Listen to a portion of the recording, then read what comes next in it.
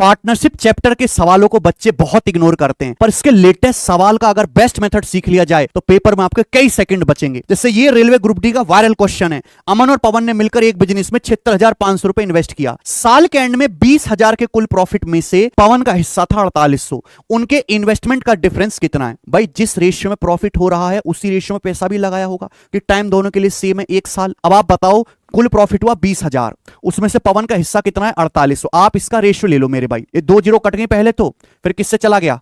8 से 225 बार 8 छिंग 48, यानी कि टोटल प्रॉफिट अगर 25 है तो उसमें से पवन का हिस्सा कितना है? 6। तो बाकी फिर अमन का कितना बचा होगा? टोटल 25 होना चाहिए, 19 6 25। अगर अमन पवन के बीच प्रॉफिट इस रेशियो में बांटा गया है तो उन्होंने पैसा इन्वेस्टमेंट भी इसी रेशियो में किया होगा। टोटल इन्वेस्टमेंट है 19 और 6 25, जबकि कुल पैसा इन्वेस्ट किया है 76,500 रुपए। बात को समझे, सवाल में पूछा क्या है? उनके इन्वेस्टमेंट का डिफरेंस, यानी कि 19 और 6 का डिफरेंस। 13 यूनिट की वैल्यू आपसे पूछी है तो आंसर 13 का मल्टीपल आएगा, या सॉल्व भी कर सकते हैं। 25 दिया 75 और 0, 25 छिक्का 150, 3060 गुना, तो ये भी 3060 आएगा मेरे भाई। तो 39,000 13 छिंग 78, 39,780 रुपए पवन और अमन के निवेश का अंतर आ गया। ऑप्शन नंबर यहां से ए वाला सही है, ये बताइए करके।